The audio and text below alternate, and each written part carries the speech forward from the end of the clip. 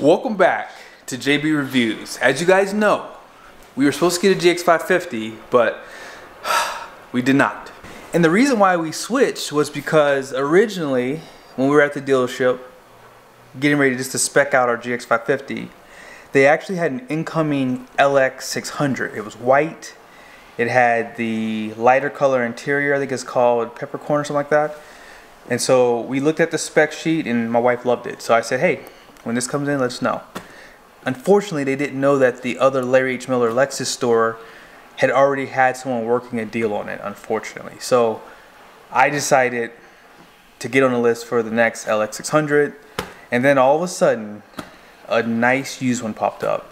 2023. It's a premium though. We wanted a luxury, and I figured I would probably just stay on the list, maybe for a 2025 Lexus LX600 if they do a refresh, and I'll just trade this one in on that one in the future, God willing. But let's go ahead and find wifey so we can unveil this brand new luxury. There you go. What's up, baby? Hey. You ready to show them your brand new SUV? Sure. Let's do this.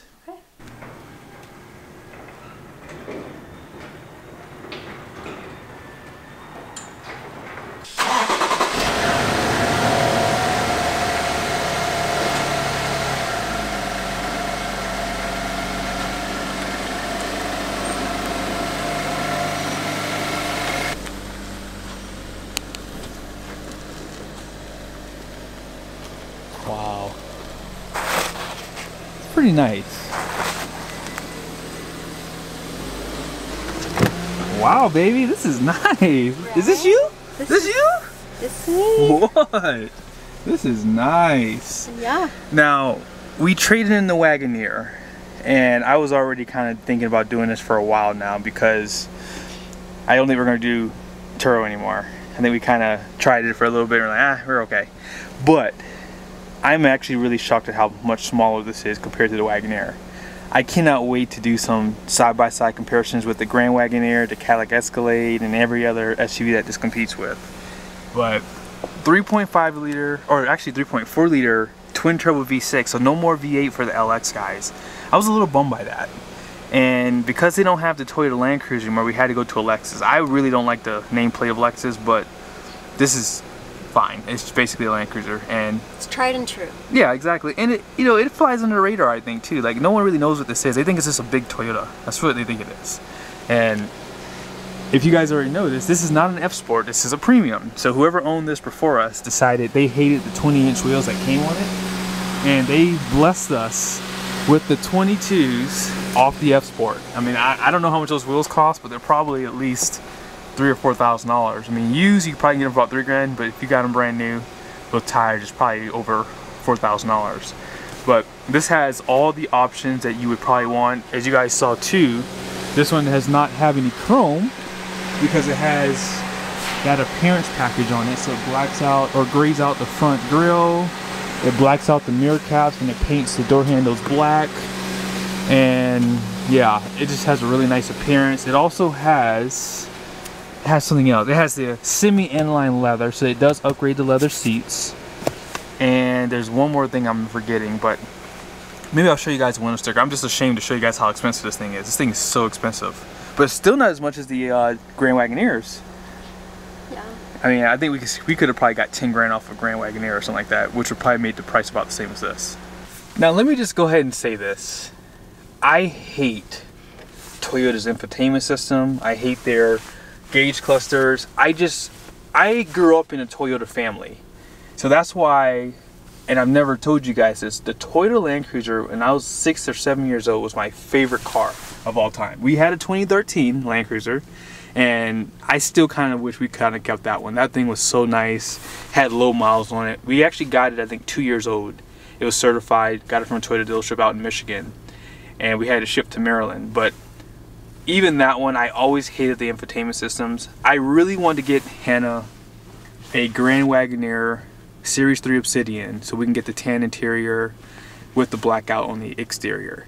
But I think we're going to keep this for a long time. If we don't keep this one, we're going to probably upgrade to a refresh one, and whatever one we get last, that's the one we're going to keep for a long time. But I wanted to get her in something new this year because I'm not going to probably be buying a lot of trucks in my business name. We put this in the business name. It's over 7,000 pound gross vehicle weight rating, so I can write off 80% of this for actually it's going to be 60% for 2024 model year. So yeah, if you're buying something for 2024 in your business, you can only write off up to like 60%.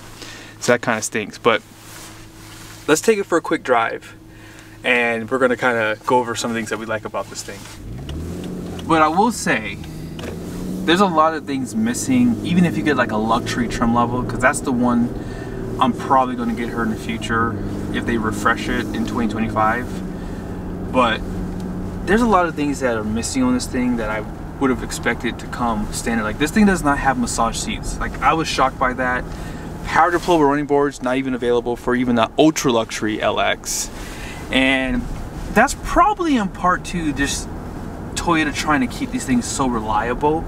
And I think that's why it takes so long for them to upgrade anything on these cars. Like, even the 2021 LX570 did not have Apple CarPlay. Do you remember them telling us that? Like, so we were looking at a 2021, yeah, and we were pretty serious about it until we were like trying to hook our phone up to it, and it was like, oh, there's no Apple CarPlay on that. So I'm like, ooh.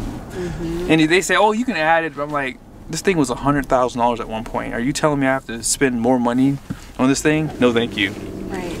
But this is quiet. That's something that I think a lot of people will probably like versus the 5.7 liter, is how quiet it is. And comparing this to the Wagoneer that we had, the Wagoneer was smooth. Somehow, some way, Toyota made this even smoother. Like, it's very smooth. Yeah, and you can tell this is made in Japan because it's so tight inside of here too. Like, this is made for small people. I am glad I lost like over 20 pounds, you know, within like the last year or so, because now I feel kind of snugged in here now. The seats are smaller, and it's definitely more narrow and not as long. Yeah, so when I was kind of looking at some of the specs, I was going to see if it would fit the same in the garage. Oh yeah, it will fit in the garage. This is 14 inches shorter than the Wagoneer, guys. 14 inches. I think it's like 5 or 6 inches narrower. I cannot wait to show you guys side by side. Like, it's insane how much smaller this thing is. I was shocked. Like, even the new GX550 is a little bit bigger than this. Like, it's not as long, but it's wider. I think it's 5 inches wider than the LX. So even when the new GX comes in, we'll put this up against that as well. But like I said, this thing has a center locker, as if we're ever gonna go off road. You have a lot of different drive modes. So you have Comfort, Eco, you have Normal, Sport S, Sport S Plus, and you have all the low range for your four-wheel drive system, downhill control. This has crawl control. I believe this has KDSS, which is a kinetic dynamic suspension system. This does not have air suspension, and if we do order one in the future, I think we're going to skip the air suspension because we might lift the next one. I think we're going to lift it. What do you think about that? Okay. I mean, a little bit bigger tire, 33s. I mean, I don't know. That we're in Utah. We got to do what Utahans do. Everyone hooks up the GX460s out here, so I think we have to hook up the LX. It'll look good, trust me. You'll love what I do to it. I'm sure. Yeah, but yeah, you don't get captain's chairs in the second row, but they do have the black roof now. They don't have a panoramic roof. There's just a lot of stuff for over $100,000 SUV, but like I said, this is a reliable Toyota. They build these things on a 25-year lifespan. That's what they did back in the day. I'm not sure if they still do that with these, but when we had our 2013 Land Cruiser, that's how this was built. But overall, whoever owned it, they took pretty good care of it, and I think that the materials are definitely really nice. They even wrapped this all in leather too, which I like. And let's go ahead and show you guys under the hood. So here's a quick peek at the headlights. Unfortunately, someone messed with the headlights, like with the leveling, and so I had to go in there and redo them so that they were perfect again. But they have great visibility going down the road. You have that triple beam there, and you have the accent lights. Fog lights are down below here. Oh, they just turned off. And here's under the hood. Because it's a Lexus, they pretty much give you all these little like plastic trim pieces here. But this engine is going to have, I believe, 409 horsepower, 479 pound-feet of torque, 10-speed transmission. I love that it has the twin intakes, getting more air to the engine. I did say that this had KDSS. And I think it does. I can kind of tell if I find that system under here, but it's kind of muddy in our garage here because of all the salt. But I believe these do have KDSS. I think they do. I'll be sure to check that in a second. But let's check out the trunk really quickly, and then I'll pretty much end off the video. But it does have a power lift gate. They do have that hitch too, which is nice. But yeah, this is definitely smaller than I would have expected. Because we weren't quite looking for one of these early on, I didn't really do a lot of research on the size of it. I'm thinking it's a full-size SUV. It's probably going to be close to the size of the Wagoneer, but man, it's a lot smaller. So if you do need a lot of space, especially behind the third row seat, I'll show you guys some comparisons. You probably want to go with something a little bit different than this, because you guys can pretty much see, like right here, look how much space you have behind the third row seat. It's pretty pathetic. I'm actually shocked that this is all you have.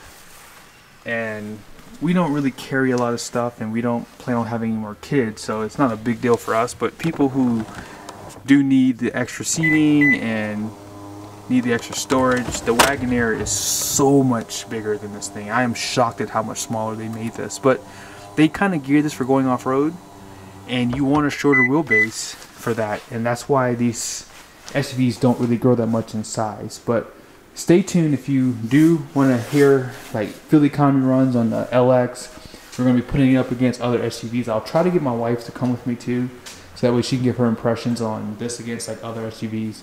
Be sure to subscribe to the channel. See you guys soon. Okay, so I was wrong. They do not have KDSS. For some reason I thought without the air suspension they gave you the KDSS, but this does have the adaptive variable suspension. And if you were to get a premium, you cannot get air suspension. You have to go up to a luxury, F Sport, and ultra luxury. And here's all the standard equipment. I'll zoom in just a little bit so you guys can see it. But 3.4 liter and full-time four-wheel drive. That's something the Toyota Land Cruiser and the LX are known for. On this side here, the appearance package that I was talking about pretty much darkens out the LX, and it does do the black chrome around the windows. That's the one thing I forgot about. And there's some bumper trim. The interior upgrade was $670. If you're building one of these from the factory, this goes without saying. Just go ahead and just upgrade the interior, because you get the rear ventilated second row seats and the cool box. This one also has the Mark Levinson, which is a 25 speaker sound system. And because of the paint, manganese, I think is what that is, manganese luster, that was $595. And then there's the all-weather cargo mat and a few other things listed right here. But yeah, this one had a MSRP of $104,325. Luckily, because we bought it pre-owned, we got a nice sizable discount compared to the MSRP.